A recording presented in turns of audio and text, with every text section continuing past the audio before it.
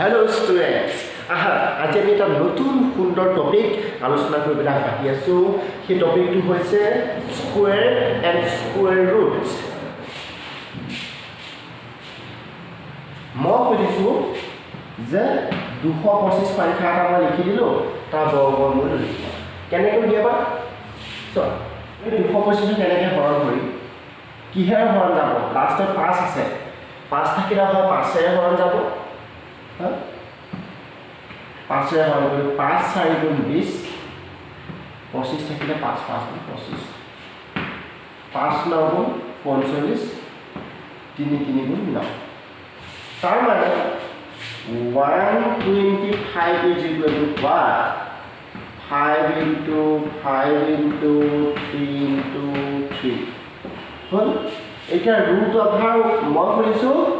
root over 125 is equal to কিমান মই কৰিছিলোঁ যে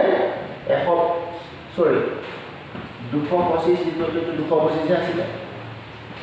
225 আছিলে 225 ওকে 225 বৰ্গমূল কিমান কৰিছিলোঁ মানে root over 225 is equal to কিমান কৰিছিলোঁ 225 বৰ্গমূল মানে তো কি হ'ব root over 225 is equal to root over 5 into 5 into 3 into 3 this will become out to be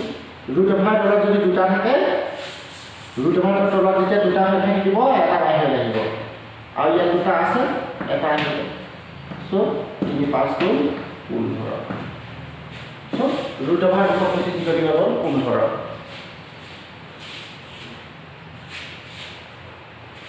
okay বহুত বঢ়িয়া সুন্দৰ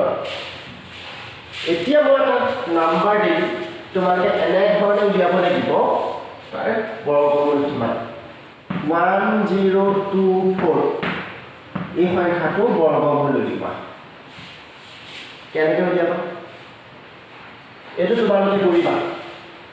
root over 124 is equal to কিমান মই সুধিছোঁ কমেণ্ট বক্সত কমেণ্ট কৰি জনাবা কিমান হয় 576 2 এখন কৰিলে 2 গুণ 4 2 8 গুণ 16 আকৌ 16 থাকিলে 2 8 গুণ 16 2 দিলে 2 8 গুণ 4 4 2 দিলে 2 7 গুণ 14 2 গুণ 4 2 36 2 18 2 9 3 হল লাগে so 576 is equal to 2 into 2 into 2 into 2 into 2 into 2 everything is 5 6 everything is 5 6 8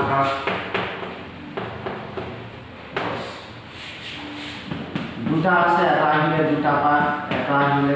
এটা পা এটা আহিলে দুটা পা এটা আহিলে 2 গুণ 4 4 2 গুণ 4 আহিলে 2 3 গুণ 6 4 4 40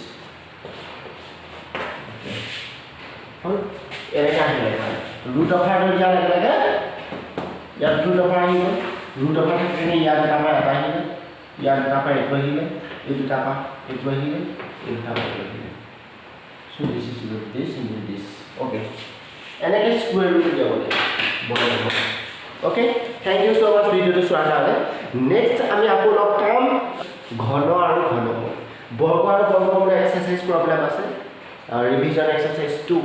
সো সেইটো আমি কৰিম তাৰ পাছত আমি ঘন আৰু ঘনমূলৰ বিষয়ে আলোচনা কৰিম thank you so much student bye